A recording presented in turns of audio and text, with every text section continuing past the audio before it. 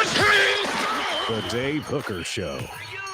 A presentation of Off the Hook Sports. Objective insight, expertise, top guests. Available on YouTube, Apple, Spotify, and the Off the Hook Sports app. Download now for free. Also available on offthehooksports.com. I compute and obey. Now, Dave Hooker. Ready. So I'm still stoked that Tennessee picked up a huge commitment yesterday. As we talked about, that was a lot of fun as it did happen during the program, and it just keeps rolling because this is Tennessee's media day, not SEC media day. So you will have Josh Heupel, you will have the coordinators, and you will have several players visiting with the media. We will have that covered and on our YouTube channel throughout the day. So a lot going on. Caleb Calhoun. Wow. This is when it gets started, and they'll be on the practice field this week. Tomorrow, as a matter of fact, this is report day and players on the practice field. So off and rolling. And Caleb Calhoun, a lot of expectations for this program, a lot of excitement around this program. We've got a lot to get to, including the top 5 position battles for the Vols in fall camp. Slow and On 3 agree that there is a potential upset on Tennessee's schedule, so no napping for the Vols. Also, conference realignment again, as at some point, should the SEC go get one of these Pac-12 teams? I have an interesting take on that. And the 10 greatest seasons by a Tennessee tight end and or fullback. But let's go ahead and get rolling right now. Caleb Calhoun, how are you, sir? Pretty good. How are you doing, Dave? I'm well. Ready to talk to some Vols and kind of get their take as far as the beginning of preseason camp. Now, let me tell you how this typically breaks down, and I've seen it with new coaches before, and I believe that's what we're seeing now, is when you first get on campus, you don't know Joe from Nico, from Hendon, from anybody. So you tend to be very, and you don't know some of your assistants too. Some of your assistants might be new to you, not particularly in Josh Heupel's case, but you're very closed in with the media. And then typically that opens up a little more, and then it opens up a little more. So you're starting to see some of that now, because Tennessee will have quite a bit of availability this week, and it will start with Josh Heupel at the podium. Then you'll have defensive coordinator Tim Banks, offensive coordinator, quarterbacks coach Joey Halsley, and then later in the afternoon, you will have Joe Milton III, which you would expect. Jabari Small, running back, you would expect. Defensive end Tyler Barron, you would expect. Linebacker Aaron Beasley, center Cooper Mays, defensive back Danico Slaughter. Expect all those. Great surprise. The second rotation, which will be a little bit later, will be Brew McCoy, maybe the best NFL prospect on the team. Squirrel White, poised for a fantastic second season at Tennessee. Linebacker Keenan Pili. By the way, I do read into a lot of these, how these guys have had off-season camps. So I mentioned Slaughter yesterday. We mentioned Pili as an important player. Defensive back Tamarian McDonald will be there as well. Defensive tackle Amari Thomas. Little surprised by McDonald, but good for him. He's had a good offseason. Thomas, no surprise, he was at SEC Media Days. But then you also have in that second group a guy that we all know his name, and we all know how important he has been to rebuilding Tennessee's program. And his name, of course, is Nico Iamaleava. Iamaleava. I can't recall ever, and I'm willing to bet money that Arch Manning doesn't talk to the media at Texas's Media Day. I can't recall a freshman quarterback coming in with a guy who is so seemingly locked into the starter position as an upperclassman. I can't remember a freshman talking to the media. This to me is worth note. Not saying it's a red flag that Joe Milton hadn't gotten things done, but it's worth note. It's worth note for a couple of different potential reasons. Please hit the like button and subscribe button. If you haven't set your notifications, do that. So I'm going to give you some options, Caleb, of what this means. This means, A, they think they might need Nico in a real situation at some point this season. So get him used to the camera, get him used to the spotlight. B, this is somehow tied to his NIL money. Okay. Or C, which would be the most simple and preferred among all of TC's fan base, be just this, and that is he has had such a great offseason.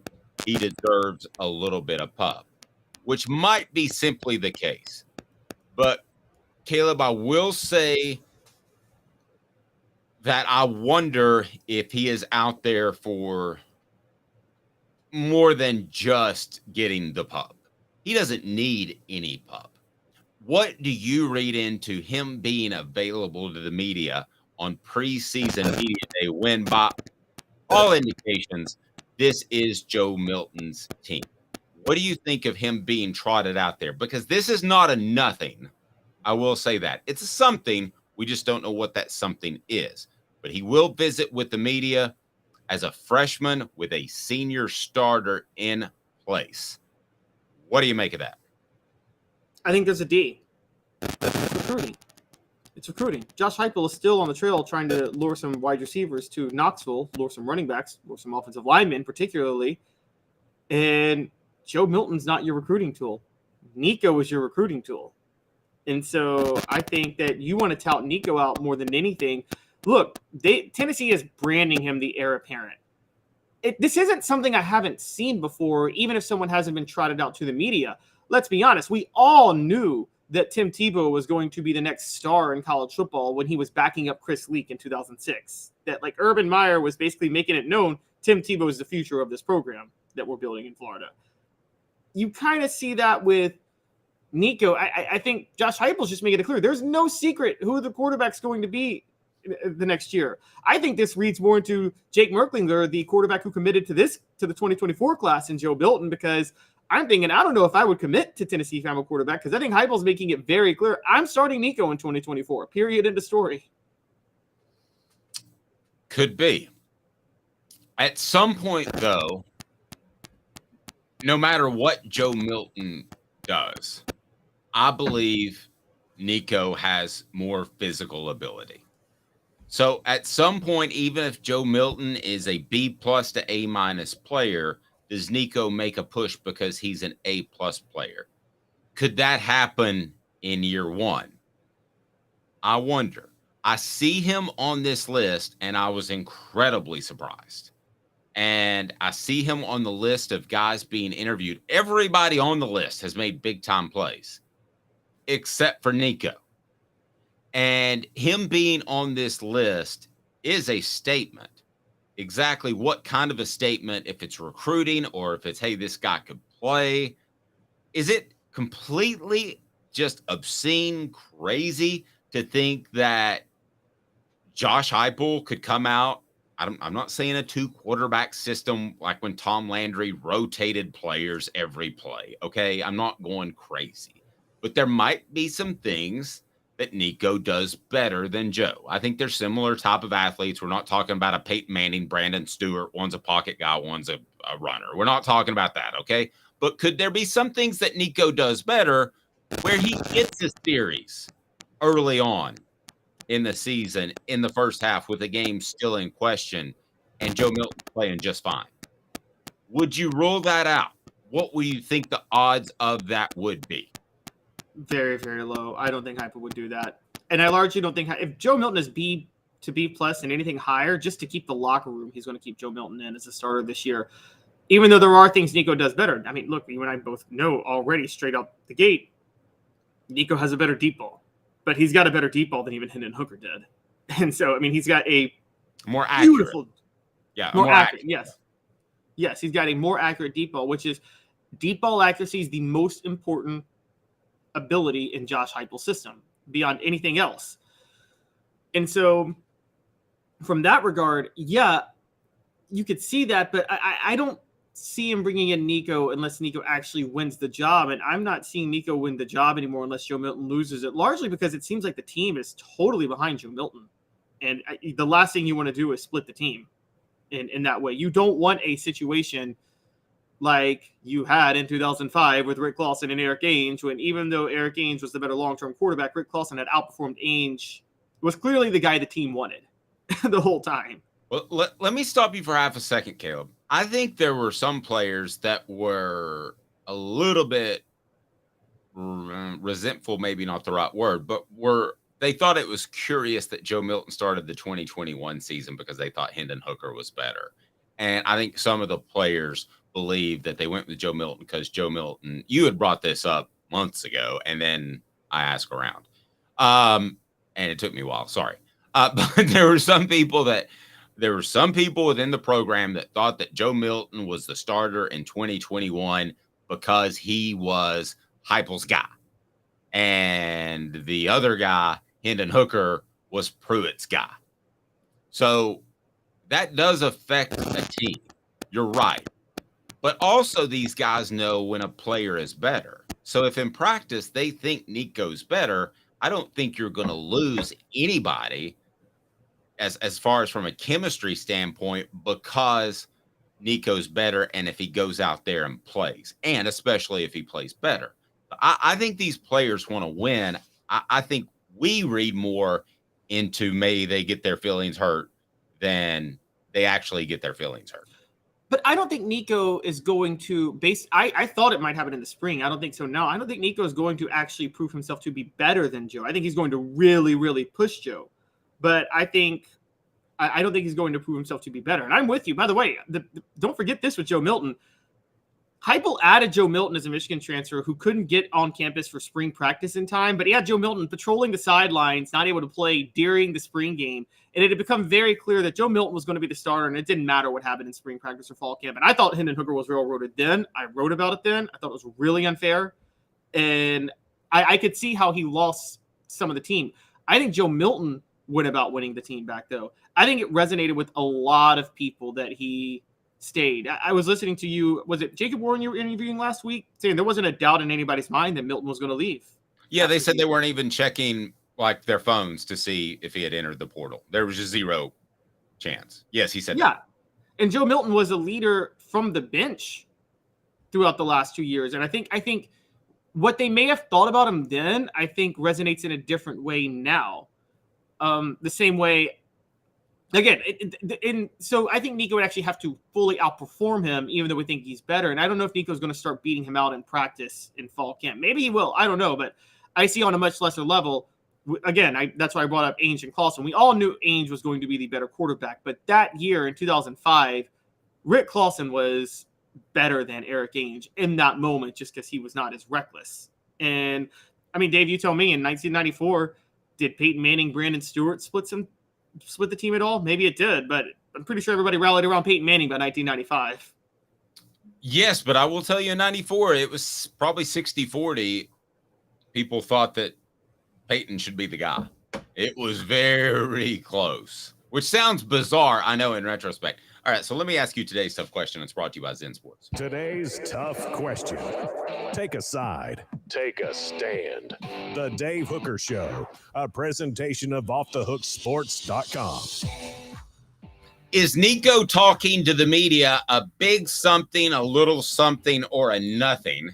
And it's brought to you by Zen Sports, the new sports book in Tennessee, revolutionizing the way you earn sports betting rewards. That means no more deposit bonuses that turn into deposit nightmares. On Zen Sports, what you see is what you get. And with their cash rewards program, you get a lot of cash. For a welcome bonus, earn an unlimited 5% cash back on your betting volume for your first 15 days when you sign up with the code HOOKED. Use HOOKED. That's right, unlimited 5% cash back. Keep betting, keep earning, with up to 3% cash back on your betting volume every month after that, and refer friends to earn a percentage of their betting volume as cash rewards too. Zen Sports is bringing the cash back to Tennessee. So if you're betting big on sports, you want to be betting on Zen Sports. Zen Sports betting just got better. All right, today's tough question. Nico talking to the media. Big something, little something, nothing. What say you?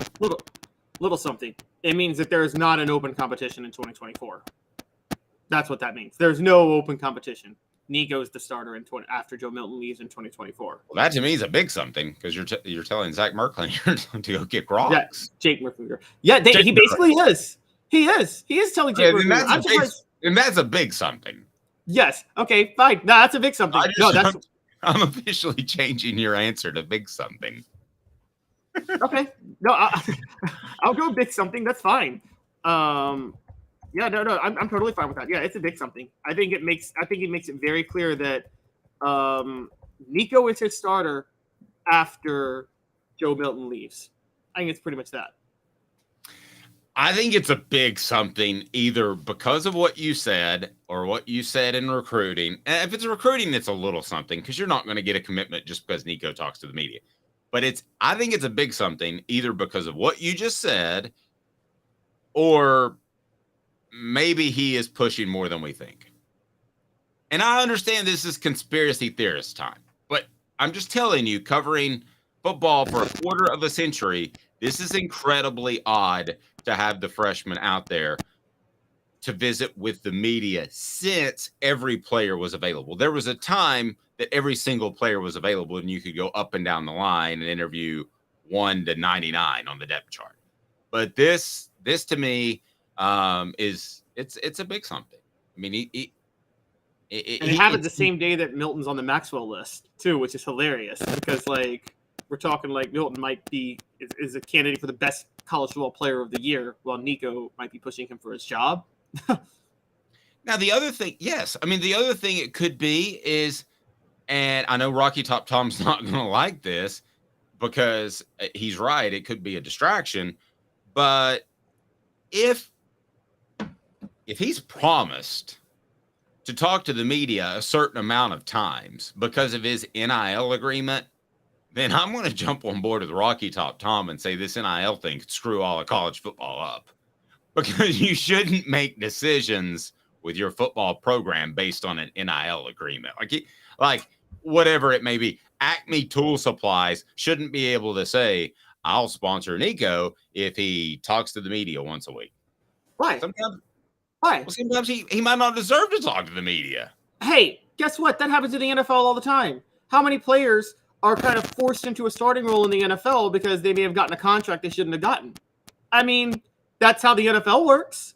I mean, money's part of the deal. You don't think Jay Gruden was under a lot of pressure to start RG3 over Kirk Cousins a few years ago in Washington? And because of all the trades Dan Snyder made and the money he gave for RG3, whereas he still made the decision to start Kirk Cousins. I mean, coaches in the NFL have to deal with that every day. Well, these are still young men. These are kids that can get their feelings hurt. They're student athletes. Okay, but what? Okay. Student comes first. No, it doesn't. Well, I know, I agree, but they're young men. You think Joe Milton's cool with Nico talking to the media? I wouldn't be. I didn't get to talk to the media when I was a freshman. Yeah, well, okay, but maybe Joe Milton is cool or not cool. I think Joe Milton if he has any intangibles whatsoever, he handles this well and doesn't lose his starting job and make sure he keeps it.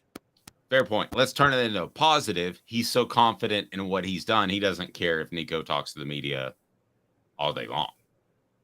I mean, he doesn't care if he goes before Josh Heupel because he's that confident in himself.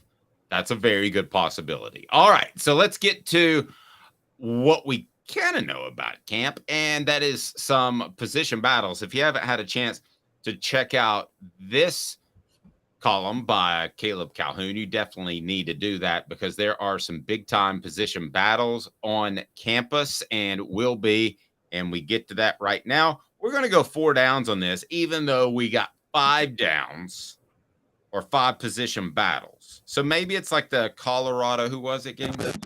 Missouri. Colorado, Missouri. It all comes back to Missouri's just bad for college football. Well, Tennessee tied Colorado that year, by the way. First game of the year. That is true. And do you remember who the running back was that had a huge game? I mean, for Tennessee, it would. I don't remember for Colorado. Eric Bieniemy.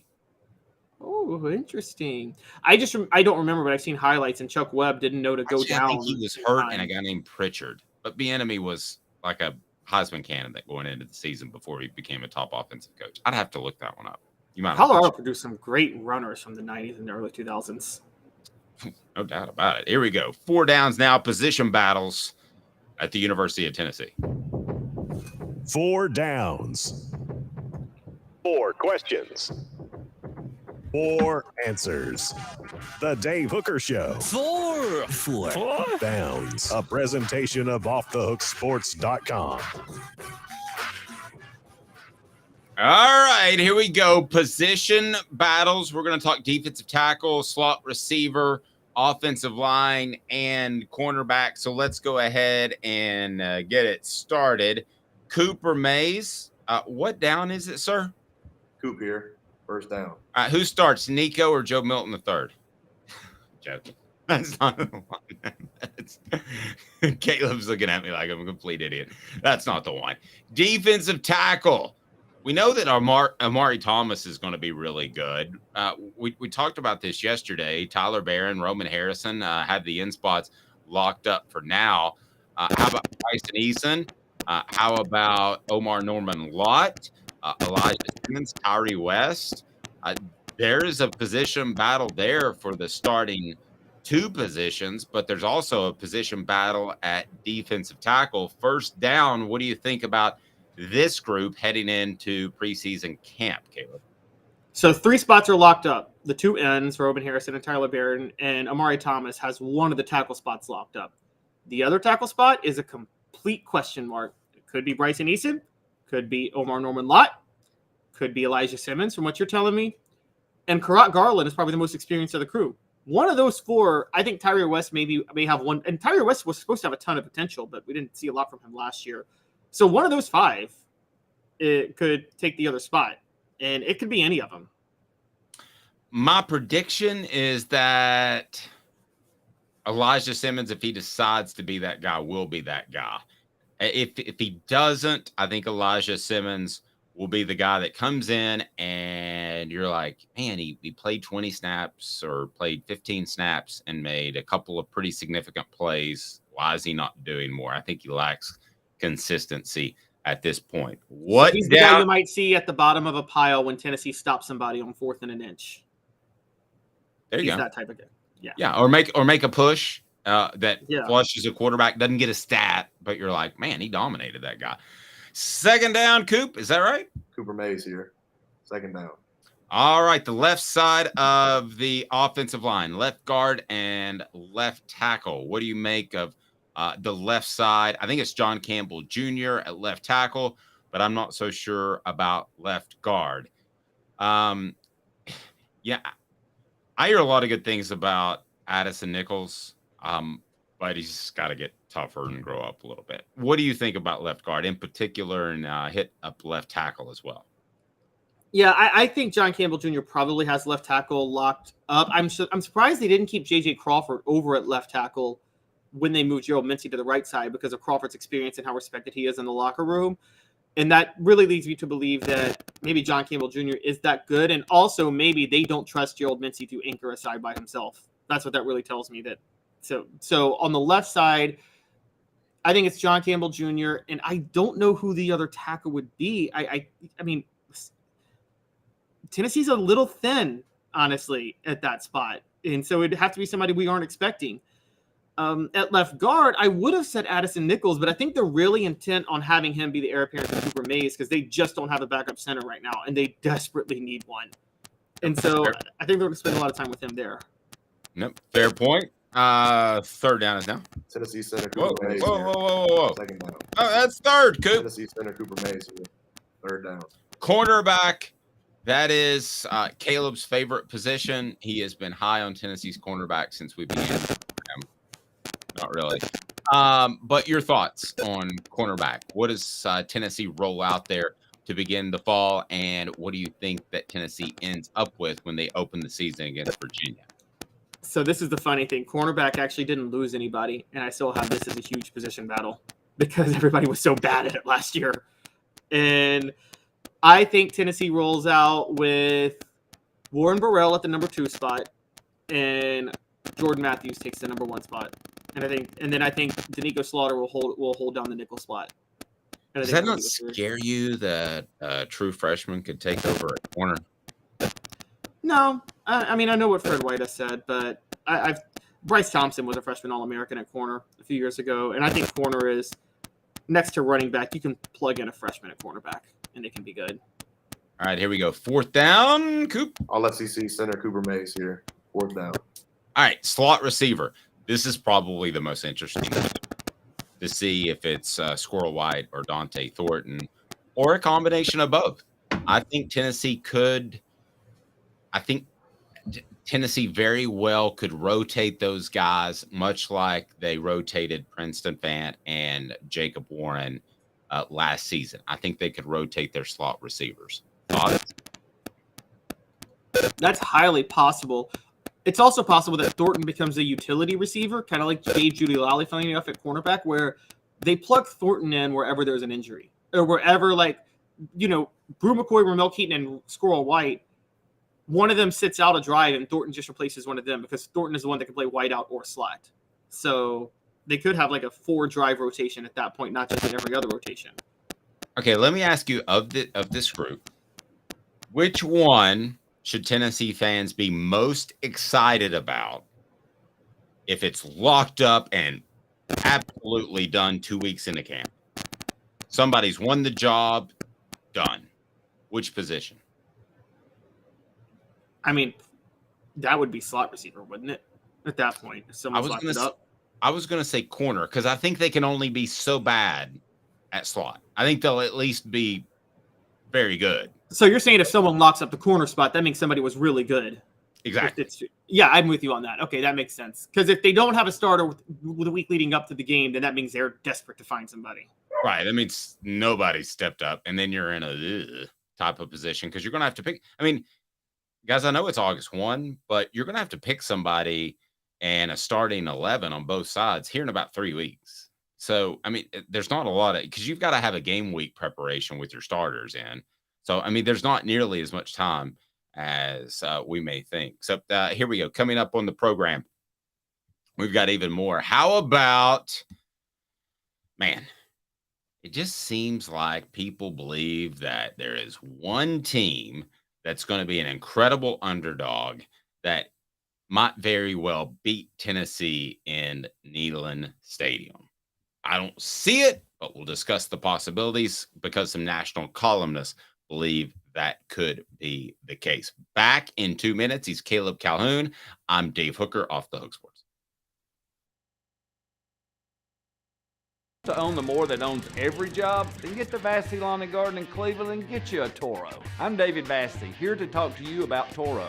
With a Toro Zero Turn, you'll get more out of every minute and you'll reach the finish line faster. At Vassy's, we like to say, no matter if you're mowing 3 acres a week or 11 lawns a day, homeowners and business owners alike find confidence in equipment they can trust from top to bottom. Vassy Lawn and Garden, Highway 60 North in Cleveland. Man alive, it's worth the drive. Hi, Mike Davis here with City Heating and Air, reminding you to always dare to compare. Our team provides quality local heating and air service, installation, and maintenance across East Tennessee. We use only the best equipment like American Standard heating and air conditioning for your residential, new construction, or commercial needs. Honesty, dependability, and customer satisfaction have been the cornerstones of our business since 1961. City Heat and Air. Dare to compare.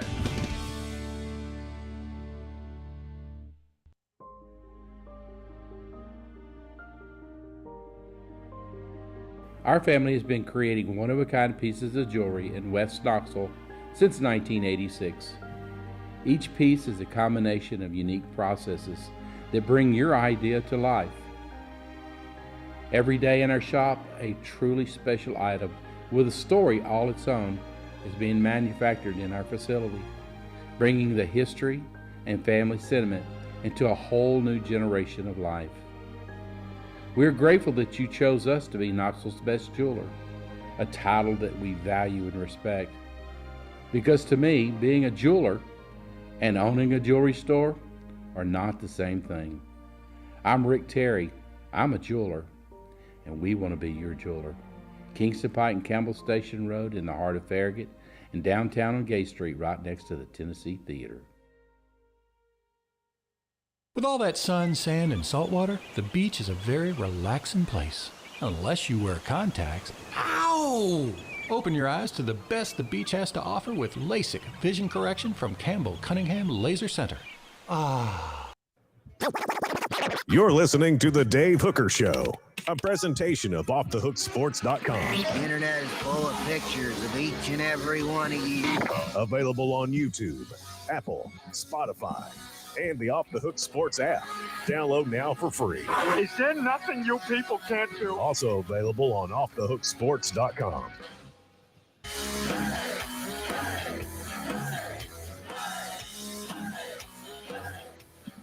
He's Caleb Calhoun. I'm Dave Hooker. There are a lot of opponents that we just naturally look at Tennessee's football schedule and we think Tennessee will beat, or at least should beat. I can throw out a couple. Kentucky, Vanderbilt. I'm not even talking about the Floridas of the world. You know, Florida is at least going to be a challenge. It's on the road.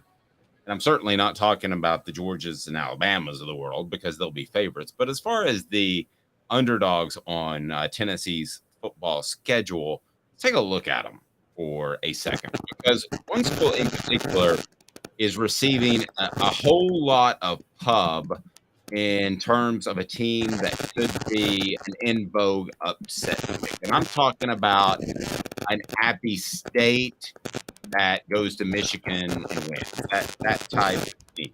And I think one would probably be Virginia, obviously, even though that's not a home game. It's a neutral site. Then you have Austin P. I don't think they're actually going to beat Tennessee. Then you got a game in September that we're going to get to. But when you continue to look at the teams that could beat Tennessee that will be underdogs, South Carolina, I think Tennessee is going to play one of those revenge games and have a revenge week at practice, which is what really matters. Texas A&M, Tennessee will probably be favored, but I think Texas A&M puts some things together this year, so that's not a gimme. Kentucky, I think, has a bounce-back game, or bounce-back season. UConn, Tennessee's going to beat UConn. Missouri, not really concerned about that game, at least I don't think. But the one that's gotten an awful lot of pub recently is UTSA, University of Texas, San Antonio. And Chris Lowe of ESPN, who was nice enough to join us at SEC Media Days, wrote about this. And then you also have On3, who said that's a potential upset in the making. Caleb, what do you make of that? Is that fair? This was a very good UTSA team last year, and they come to Neyland Stadium. I would argue this is the exact kind of non-conference opponent that you don't want to play. You either want to play one with a big name, like, say, a Notre Dame, or Tennessee's played other teams that were big names like Oregon or something like that, because you get the pub. So even if you lose, it doesn't ding you in the minds of most of the voters. And the College Football Playoff Committee can say what they want to, but they're not going to watch all of UTSA's games. And if Tennessee were to lose to UTSA, then that would be a major ding to their college football playoff possibilities. But Caleb, let me ask you, what do you think of UTSA's chances of beating Tennessee in Neyland Stadium? On the surface, you wouldn't think so, but this is a pretty good football team. Yes, I wouldn't put them high, but it could be a hangover game because it's right after Florida.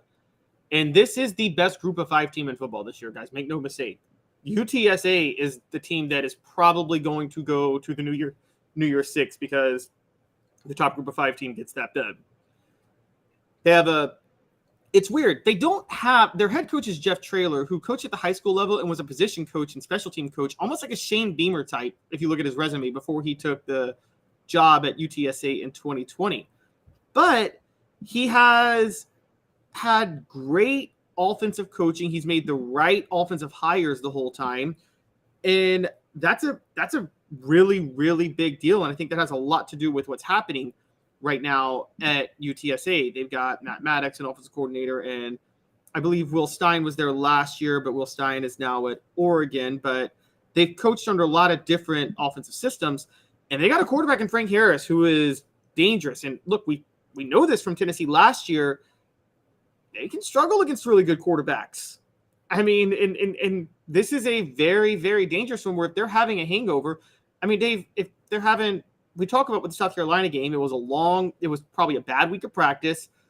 All day they're watching college football games, so they're just not that up for the game when they kick off Saturday night, and they get blown out.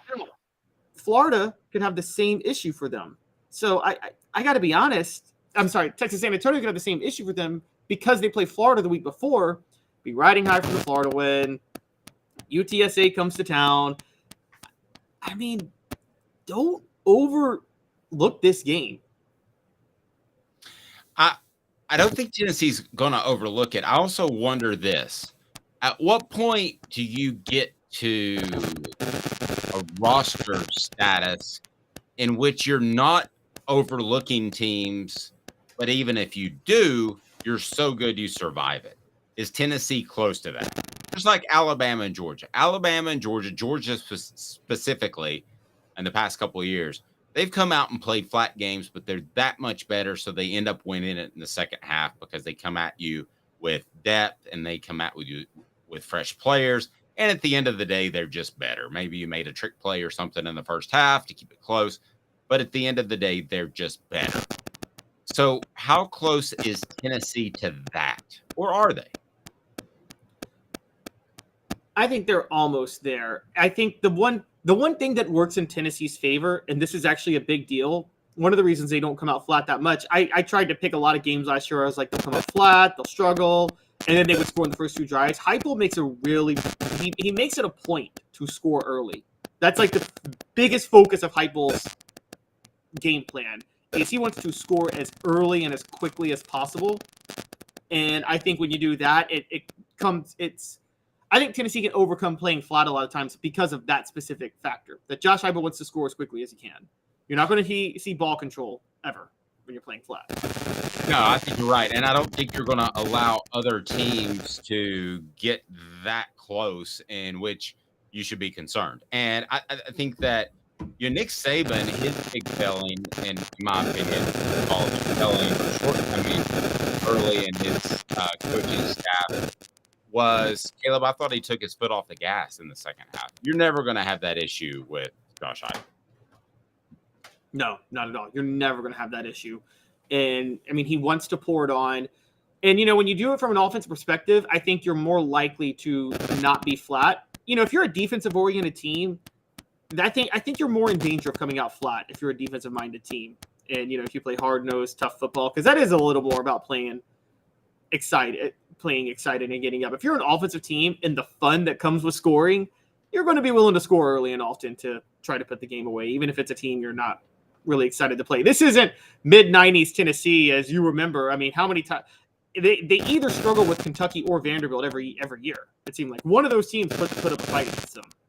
But should you be more concerned if you're a Tennessee fan with UTSA or over Kentucky or South Carolina or some of the other teams that would be considered underdogs? Where would you rank them? I'd rank them below Kentucky and Missouri. And I say because those are two road games for Tennessee in the SEC, and they come at unique times. Kentucky off a bye, Missouri. I got to go back and look at the schedule, but it's at a unique time in the schedule where those are a little more dangerous. And Texas San Antonio, coming to Knoxville is not going to be as big of a deal. I got to be honest with you, Dave. I got UTSA tougher than South Carolina or Texas A&M. Yes, tougher than South Carolina or Texas A&M. Really? What about Kentucky? What about Kentucky? No, not Kentucky or Missouri, because those are road games, and they're at unique points. I think Tennessee. You brought up the week of practice. UTSA is tougher at home than Missouri on the road. No, they're not. I don't think they are.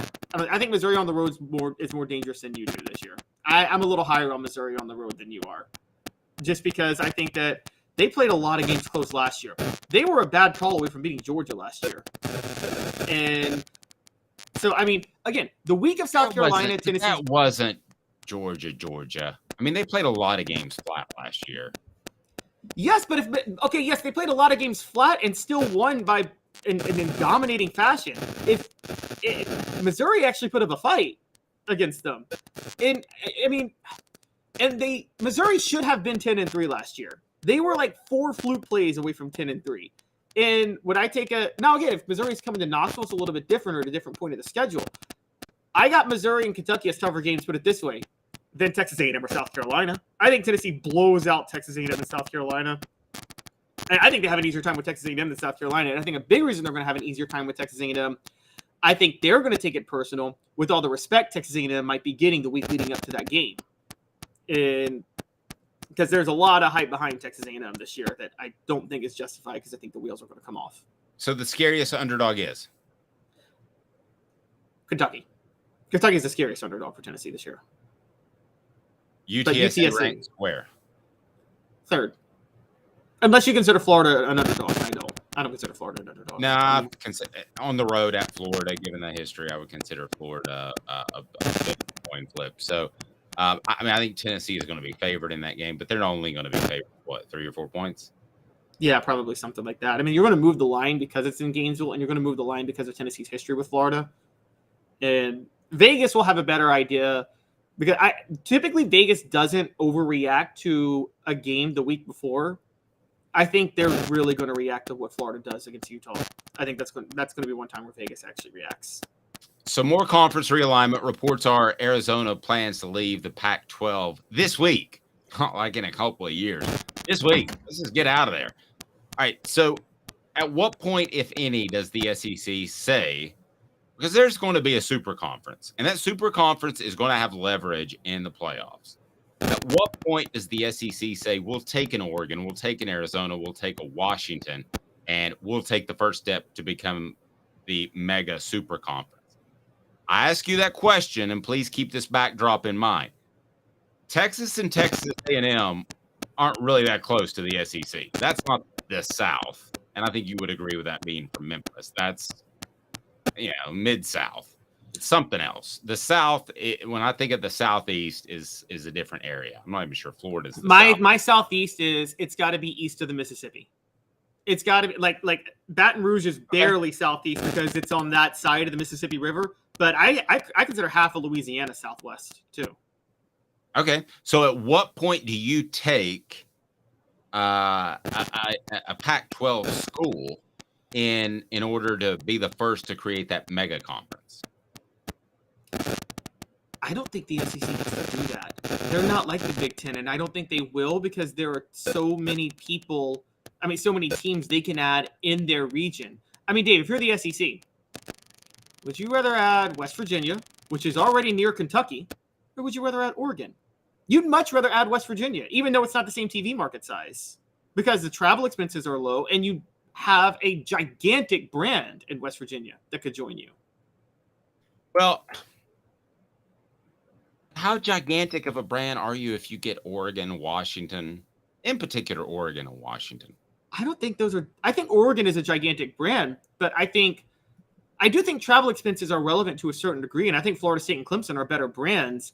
And if you're looking for new TV markets, Virginia Tech and one of the Virginia schools and one of the North Carolina schools are both in larger TV markets overall. You would get into more homes than if you added Oregon, and you would reduce your travel expenses. And so I think they're still focused on seeing if they can raid the ACC because, by the way, Florida State's Board of Regents are meeting this week too. And what we talked about a month ago, those grant of right agreements by the ACC don't seem that ironclad. And so, okay, so would the SEC be better off going with the what was the word that Greg Sankey used a couple of years ago? Congruent states, was that the word he used? The states congruency. Congruency. Would the SEC be better off getting semi-big schools, like let's say NC State? You wouldn't say NC State's a power, right? Yeah, I wouldn't say NC State. But North Carolina would be a great get. Would Tennessee or would the SEC be better off getting NC State and North Carolina or Washington and Oregon? Just NC State and North Carolina, not like North Carolina and Virginia Tech? Yeah. I'm giving you two big names from a dying conference with travel concerns, and I'm giving you 1.5 big names from that would be congruent. I think they would add North Carolina and NC State. I think Not what I they would would do, but what would be better? You're I the think it'd be commissioner. better. You're Commissioner Caleb. I'd rather add North Carolina and NC State. The congruency in the TV market of North Carolina is worth Washington and Oregon, and it's a growing TV market. I think there is an appetite for college football in the North Carolina market that's not there because they're not in good games, particularly NC State. What we also aren't looking at, Dave, and this is a big factor, we're looking at something on the brand it is now, but maybe if they're in a new conference, their brand could be better. Like NC State, for instance. Maybe if they were in the SEC, they would have a stronger brand because they would have more meaningful games. And the same with Virginia Tech. So we shouldn't just look at their brand right now. What's the potential of their brand if they join a new conference? Heck, the South Carolina brand, that was a lame football brand in 1992. It's a pretty good brand now that they're in the SEC. Yeah, it's not bad. I mean, it's Washington, at least. I don't know that it's Oregon because of the Nike money, but South Carolina, Washington, comparable as far as a football brand, wouldn't you say? And they were a joke when they entered the SEC. Yeah, they were an absolute joke. It wasn't like when Arkansas entered, which did have a strong football brand historically. But South Carolina didn't have much at all. So I think the SEC's move, there's 4 teams that the SEC should prioritize right now. Florida State, Clemson, one of the Virginia schools, and one of the North Carolina schools. And unlike the Big Ten, the SEC can survive. I think the 2 priority schools for North Carolina and Virginia are North Carolina and Virginia. But unlike the Big Ten, the SEC can settle for NC State and Virginia Tech because those aren't AAU schools. And so either one is fine. Rocky Top Tom, and I put it up on the board, says, hell, we need to focus on cutting dead weight at this point, get rid of Vanderbilt, Missouri for starters. It surprises me a little bit, to be real honest with you, Rocky Top Tom, that you would say that because I think you're more along the lines of not expanding. But I'm all for that. Now, Caleb, you can explain to me why Vanderbilt's not going to get cut. And I know they're one of the original members, and you really can't do it. And they bring academic integrity. But I'm telling you guys, 10 years from now, the SEC, if there's a mega conference and it's the SEC or it's the SEC Big Ten, it's the big SEC, whatever, if they merge together or they're AL or NL, like baseball, there is no reason for Missouri and Vanderbilt to be in those conferences. I mean, no reason. If you're taking the top 40 or 38 or, 36, there's no reason for Missouri and Vanderbilt to be in those conferences. What I think they're going to do is I think it'll be like, because it'll be SEC and whatever's left of the Big 12, since the Big 12 is adding the Pac-12 and ACC. And by the way, ACC and Pac-12 might combine to try to stay afloat. What they're going to do, though, there's going to be 3 big conferences. They're going to form like one super conference, and they're going to treat it. Here's my prediction: they're going to treat it like soccer. We're going to have 2 separate tiers. So, like, a Vanderbilt and Missouri would probably be in the lower tier, and if you want to be in the top tier, you have to play your way in. Like the bottom 3 teams every year fall out. You know how Premier League works, right? Yes. The bottom 3 teams fall out to the lower league, and the top 3 teams of that lower league move into the other league. I think that's how they'll probably do it.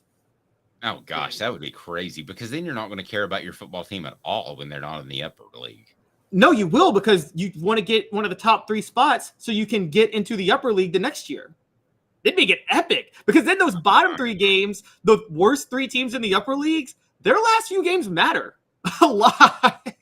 Yeah, I don't like the relegation idea, but I wonder if Tennessee fans, I don't know how many fat cats we got on the board that go to all the away games because you got extra money to spend, but would you rather go to Oregon and Washington or Washington once a year, once every 2 or 3 years, or would you rather go to Tallahassee or Miami? I mean, I don't know about you, but you're spending about the same amount of money to get to Miami. I'd rather go to Miami in the fall, go get them, as opposed to go get a Washington. I'm going to go back to something that Travis said, focus on the ACC first.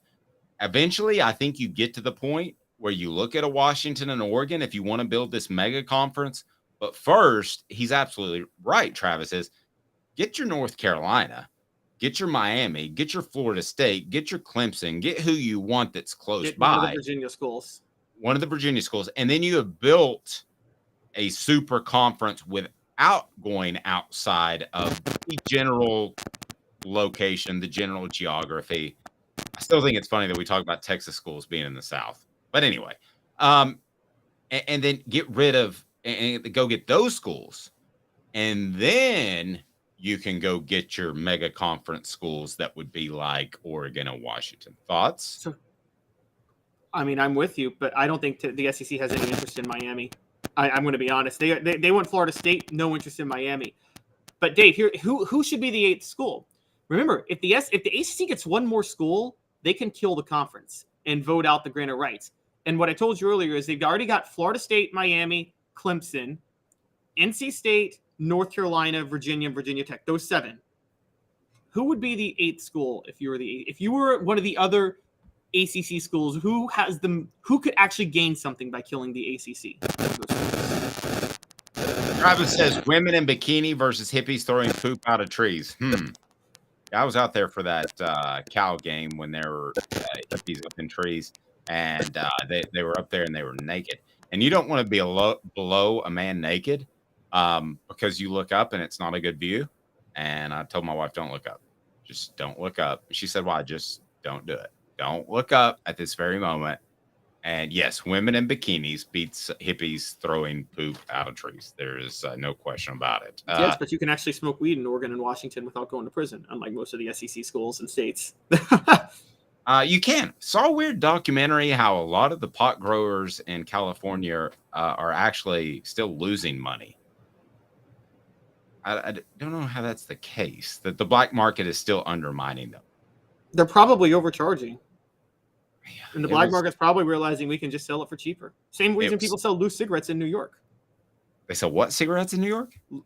Loose cigarettes. Like cigarettes. Loose cigarette? Oh, it's basically selling cigarettes that were not sold from a store. It's like illegally selling cigarettes independently. So you're just rolling up tobacco? Who's sitting around rolling up tobacco? No, they buy them. They buy them from like another state, and then they bring them into New York, and then they sell them. Oh, so this is like a mob thing. Not even a mob thing, just your average common criminal. Goodfellas, they sold cigarettes off the back of the truck, and they'd give them to the police officers so they wouldn't arrest them. Yeah. Caleb, have you been rolling tobacco cigarettes and selling them in New York City? No, I have not been rolling tobacco cigarettes and selling them in New York City. But that's probably they're just so expensive in Cali that the black market is still strong. But back to the point, getting to where we are. Caleb was more. Back to the point, Caleb was more of a bong guy. Top fullbacks and tight ends in 2 minutes. The greatest seasons in fullbacks and tight ends history. It's on offthehooksports.com. 2 minutes, back with you. Sun, sand, and salt water, the beach is a very relaxing place. Unless you wear contacts. Ow! Open your eyes to the best the beach has to offer with LASIK vision correction from Campbell Cunningham Laser Center. Hi, Mike Davis here with City Heating and Air, reminding you to always dare to compare.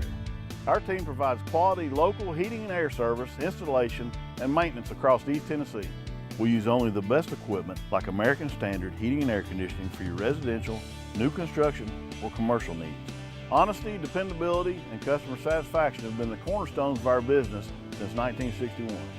City Heat and Air. Dare to compare.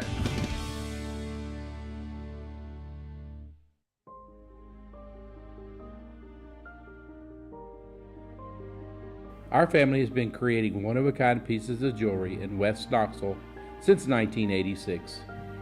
Each piece is a combination of unique processes that bring your idea to life. Every day in our shop, a truly special item with a story all its own is being manufactured in our facility, bringing the history and family sentiment into a whole new generation of life. We're grateful that you chose us to be Knoxville's best jeweler, a title that we value and respect. Because to me, being a jeweler and owning a jewelry store are not the same thing. I'm Rick Terry, I'm a jeweler, and we want to be your jeweler. Kingston Pike and Campbell Station Road in the heart of Farragut, and downtown on Gay Street right next to the Tennessee Theater. When you want a hard cider that's easy to enjoy, one that's crafted to perfection, you need Tennessee Cider Company. Some say it's the signature cider of the South. Others say it's the cure to your craving. They all say you'll savor every sip. With a selection of ciders free to sample, all it takes is one taste. Visit tncidercompany.com for more information, as well as to shop our ciders and merchandise online. Thirsty yet? Doors open at 10 a.m. Who's this guy? Hello, wizard. The Dave Hooker Show, Who? a presentation of Off the Hook Sports, What? YouTube, Apple, Spotify, and the free Off the Hook Sports app. Back to Dave Hooker.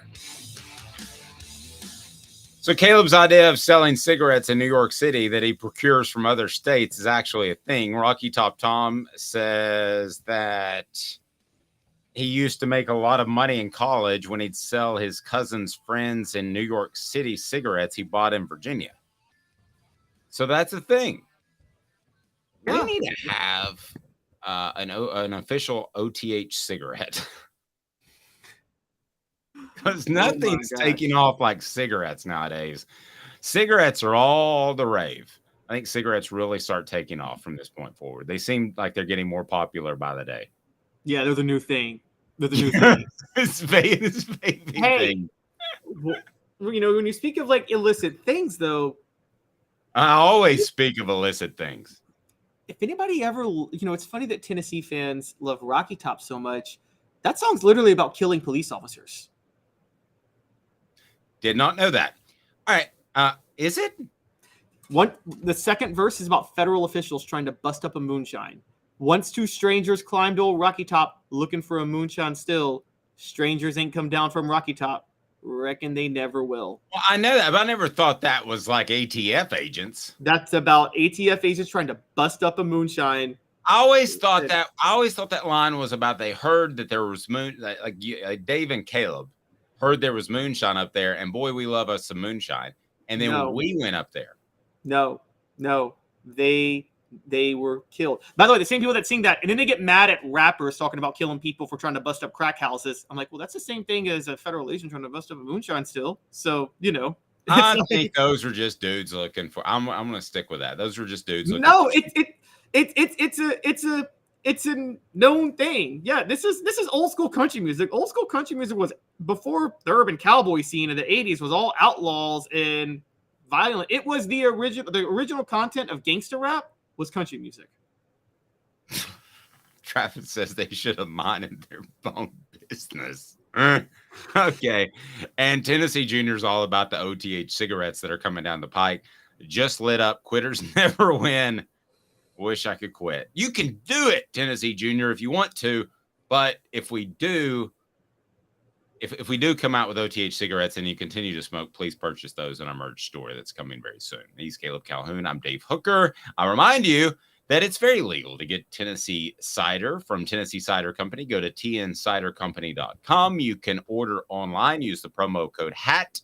Use the promo code HAT. You'll get free swag, and you can order the best cider in just about anywhere in the United States of America. So it is pretty darn awesome. We love tncidercompany.com, Tennessee Cider Company. Check them out. And see, here's what Rocky Tom says. Dave, people in the mountains will shoot you just as soon as look at you. Agreed. So I think that's why the people got shot. It's not necessarily. It's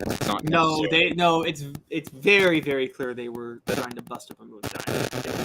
Look at Dave believing all the wholesome stuff. You probably think Born in the USA is a patriotic song, don't you? That is not a patriotic song. That is the most misunderstood song that perhaps has ever been written. It's all about the problems with the United States of America, but instead it is presented in a much, much different way. All right, we've been doing this series as we lead into camp, and we'll have full camp coverage as the Vols meet with the media today. But best seasons by a Tennessee fullback or tight end. It's tough to find the tight ends, but because before Jason Witten, Tennessee had an incredibly bad history of tight ends. So let's start with a guy that I thought was a very good player and probably could have played tailback at a lot of schools. Troy Fleming in 2003, a very good fullback and a guy that, again, could have played tailback at a number of SEC schools. Yes, and as a matter of fact, he committed as a tailback. I don't think he wanted to play fullback, and he willingly accepted the role. I can tell you 100% he did not. Yeah, and I know he accepted the role. Troy Fleming was probably the best. Tennessee's go-to play in the early 2000s in the Randy, and it worked. Dave, you know this. I feel like this had 100% success rate. 3rd and 2, 4th and 1, play action, throw it to the fullback in the flat. Works every single time, I felt like. And Troy Fleming was the master of executing that play. In 2003, he had over 300 yards from scrimmage. 2 touchdowns, was a very, very valuable centerpiece for Clausen, who did not have a lot of receivers to throw to that year. Yep. Okay. Ken DeLong, 1968. Doug Dickey was the first to really use the tight end in the passing game. And Doug Dickey was innovative in so many ways. I don't think he gets enough credit. You had Austin Denny in 1966 in a new era of fashionable T formation. And then you had a guy that I really like, Chris Brown. I've been a big fan of his for a long time, just as a person. Not the singer. Not the singer. Chris Brown in 2007. Yes, Chris Brown was, I felt, an undersized tight end, and he was really thrust into the role in 2007 when Brad Cottom went down, which was really, I mean, if Brad Cottom had not gone down, we're talking one of the best tight ends, too, in Tennessee history. I mean, that guy was an incredible tight end, but Chris Brown steps in, does a very good job, particularly when Eric Ainge, again, doesn't have a lot of receivers to throw to, and finishes the year with 41 catches, 282 yards, but the catches 6 touchdowns. I mean, he was always reliable in the red zone. Bill Anderson, 1956. Bill Anderson was, of course, I just want to throw in there, he was the longtime color commentator for Tennessee, along with John Ward. And the funniest thing that ever happened is when he had John Ward ready, it was his last season. He had announced that, and he's ready to make his national championship call. And he said, the national championship is clad in. Bill Anderson goes, Big Orange. It's like he stepped on his line for the national championship. But anyway, Bill Anderson was great. Yes, he was. And for those who question why I combine fullbacks and tight ends together, it's because the tight end today is basically the fullback until about 1995. You agree with that, right, Dave? A primary blocker that plays a new role. Bill Anderson actually played both. He was the fullback at Tennessee, and then he was the tight end, a Pro Bowl tight end in the NFL. Buddy Cruz was a receiver around this time and listed as an M, but I would consider him the first wide receiver in Tennessee history. And Anderson had 15 carries for 172 yards and another 10 catches for 216 yards, 3 total touchdowns. Everybody talks about Johnny Majors that year, but Bill Anderson was a big threat on the 56 SEC title team. Number 5, Sean Bryson. I could argue he should be even higher because he may be the best combination of a blocker and a runner and a pass catcher I've ever seen play at Tennessee. Yes, Sean Bryson was. We talked about best athletes for Tennessee. I don't know how we forgot Sean Bryson last week. I mean, I feel like Sean Bryson is the number one guy you don't want to fight. Dude was strong and fast. Oh, yeah. And honestly, you're right. He looked more like a running back, but he blocked like a true fullback. And he could take out 2 guys as a blocker a lot of times. I remember him creating a lot of holes, particularly for Travis Henry after Jamal Lewis went down. And he's got 2 key touchdowns in 98, the run against Florida, and he caught the first touchdown in the national title game against Florida State. There you go. Princeton Fant just last year. And really, he's the one on this list that is tight end and is fullback. He came in when Tennessee didn't have a fullback in their short yardage situations, and he was able to be a more than adequate blocker, a very versatile player. I still think he finds a place in the NFL because he'll be able to play special teams with his athletic ability. Fantastic season last year. Then we get to some pretty interesting ones. Now, I would have Sean Bryson number 1 because of his blocking ability, but your stats back up every bit of the argument to have Luke Stalker number 3, Jason Witten number 2, and then I want to save the surprise for number 1. But and I've told this story before, interviewed Jason Witten when he got moved from defensive end to tight end. I said, you realize that no Tennessee tight end has ever caught more than 24 passes in a season. You can double check my history on that. And he goes, I know. And I said, is it going to be hard to be a part of the offense? He goes, probably. And he was so incredibly frustrated that I know he went home and called his family about possibly transferring that very day. And this is like the second week of preseason camp. He was a true freshman. As it turns out, he had a Hall of Fame career. And much like Bryson, he was like very good at everything, maybe not excellent at everything, like maybe not a Travis Kelce at catching balls, but he was very good at finding open spaces. He was a good blocker, wasn't a great blocker, but he was good in everything. And that, to me, if you can get that out of a tight end, you may get a Travis Kelce, okay, in the way they throw the ball around nowadays. But if you can get a guy that's good at everything at tight end or fullback, those are the guys that you can win championships with. Well, you couldn't with Jason because they had absolutely terrible coaching, but those are the type of guys that I want that are good at everything at the fullback and tight end positions. Yes, and Jason Witten, to me, I put this 2002 season up there, but that 2002 season to me is Alvin Kamara's 2016 season. I think Philip Fulmer criminally underused Jason Witten in 2002. You had all the injuries. Dante Stallworth and Kelly Washington are gone. Your go-to receiver is Leonard Scott at one point. I mean, they should have just been throwing to Jason Witten every play. I mean, I think he's one of the most criminally underused players in Tennessee football history, and it still was one of the best seasons. Yeah, and I don't think they knew how to use him. They tried to line him up outside. I just think it was they hadn't relied much on the tight end at that point, and I don't think they were sure how to use him. Then you had Michael Rivera in 2012 at number 1. That name might surprise some people that he was number 1 on this list. Why? The numbers just back it up. Again, Tyler Bray, Cordell Patterson, Justin Hunter, Michael Rivera. That 2012 offense was not the problem for Derek Dooley's last year. It was the historically bad defense with Sal Sinceri. But Michael Rivera, I mean, the guy did catch 562 yards and 5 touchdowns, became an NFL draft pick. I mean, is he the best tight end on this list? No. Is the 2012 season the best season a Tennessee football tight end or fullback has ever had? Yeah. And he was a huge threat consistently for Tennessee that year. Fair enough. All right, tomorrow on the program, we'll talk about Tennessee's big day as they meet with the media. We'll also have a follow-up show later today to give our thoughts on Josh Heupel and Tennessee's coaches meeting with the media. Travis, don't say that about Bill Anderson. Be sure and click the like and subscribe button. And if you haven't set your notifications on, do so. We greatly appreciate that. Have a fantastic day, night, evening, morning, whenever you're watching this. He's Caleb Calhoun. I'm Dave Hooker. This has been a presentation